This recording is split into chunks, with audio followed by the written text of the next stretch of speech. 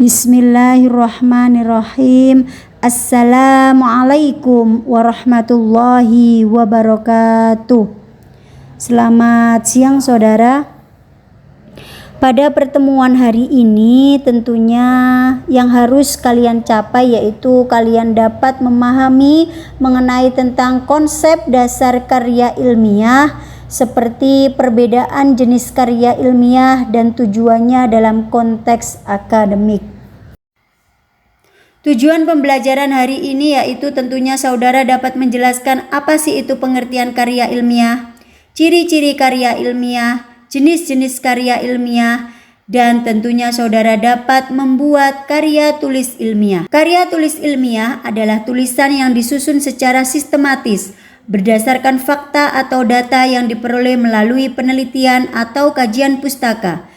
Tujuannya adalah untuk memecahkan masalah, menguji hipotesis, atau memberikan pemahaman mendalam mengenai suatu masalah tertentu. Ciri-ciri karya ilmiah.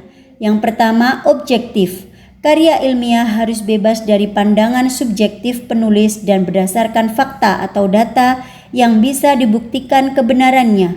Yang kedua, sistematis. Memiliki alur yang terstruktur, mulai dari pendahuluan hingga kesimpulan. Yang ketiga, analitis. Pembahasan dilakukan secara mendalam dengan menguraikan masalah dan mengkaji hubungan antar variabel atau konsep. Yang keempat, logis dan konsisten. Berlandaskan logika yang koheren serta konsisten dalam penalaran. Yang kelima, bahasa baku. Menggunakan bahasa formal yang sesuai dengan kaidah kebahasaan yang berlaku. Jenis-jenis karya ilmiah. 1. Laporan penelitian. Laporan hasil penelitian yang memuat metode, analisis, dan kesimpulan. Yang kedua, makalah. Tulisan yang membahas suatu topik tertentu, seringkali disajikan dalam seminar atau diskusi.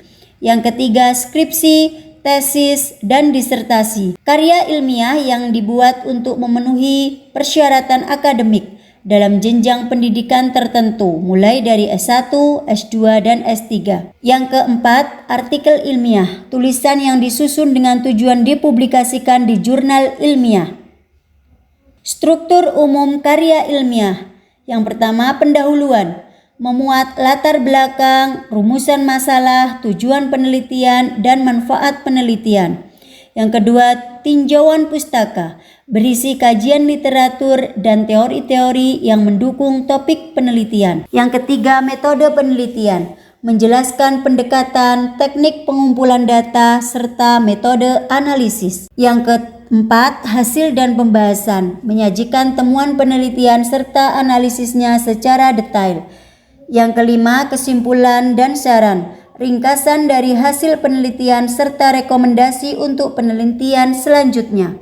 Sistematika penulisan karya ilmiah. Jadi dalam penulisan karya ilmiah kita harus menentukan judulnya terlebih dahulu, menunjukkan isi penelitian secara singkat. Kemudian selanjutnya abstrak. Abstrak itu ringkasan penelitian yang mencakup latar belakang, tujuan, metode, dan hasil, dan kesimpulan. Pendahuluan, setelah itu tinjauan pustaka, kemudian menentukan metode penelitian, menentukan hasil dan pembahasan, kesimpulan dan saran, serta daftar pustaka. Baik saudara, silahkan kalian mencoba untuk membuat karya tulis ilmiah sesuai dengan sistematika yang sudah saya jelaskan tadi. Kemudian untuk temanya bebas. Baik, terima kasih. Itu yang bisa saya sampaikan pada kesempatan hari ini. Mudah-mudahan bermanfaat. Dan di pertemuan selanjutnya kita bisa membuat dan menyusun karya tulis ilmiah. Demikian saya akhiri. Assalamualaikum warahmatullahi wabarakatuh.